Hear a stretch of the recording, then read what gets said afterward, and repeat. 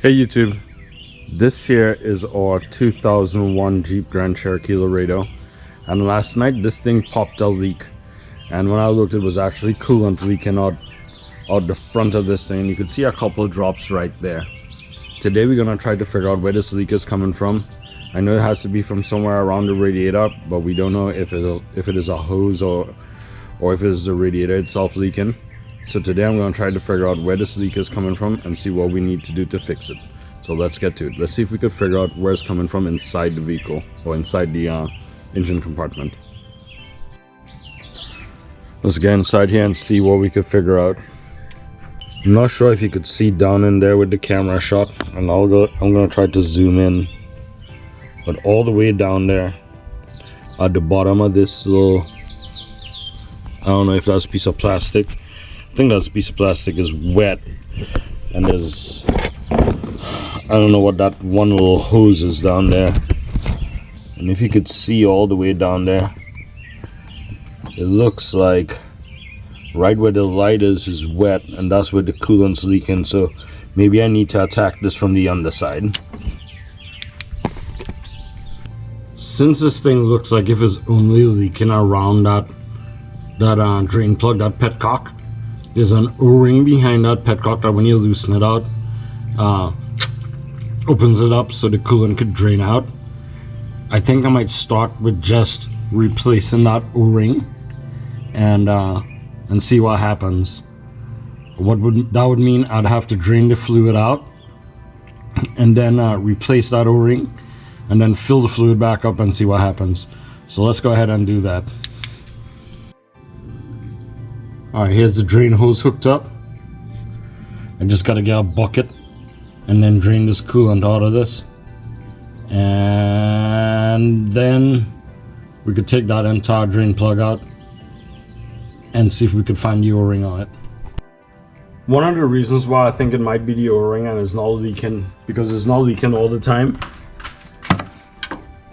is because there's still a lot of fluid left in this reservoir. Is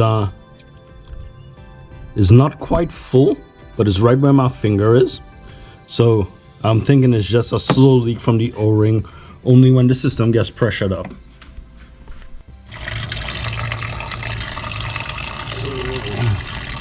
Here we go, draining the fluid, the coolant. Alright, this thing has quit draining for the most part. It's just dripping, so I just put a rag there to stop up the drips. Let's see if we can remove this petcock.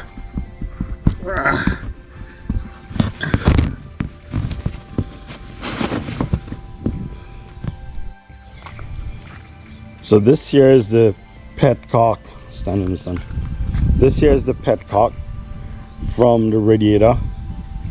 It looks a little bit beat up. I hope it didn't break off in there when I was taking it out. But it looks okay. I think what is wrong is just this little rubber O-ring here. The seal's broken just simply because it's old, and it only leaked when the vehicle was cooling down. When the vehicle was hot, it didn't seem to leak. When the vehicle was cold, it didn't seem to leak. Only when it was cooling down. So I think that this here is the culprit and this needs to be changed. I'm gonna see if I have one. If not, I'll run on to the auto store.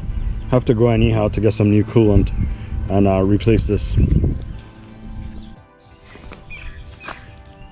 On the left is the original O-ring, on the right is a new number 10 O-ring. You could see that the rub on the number 10, hopefully this stays in focus.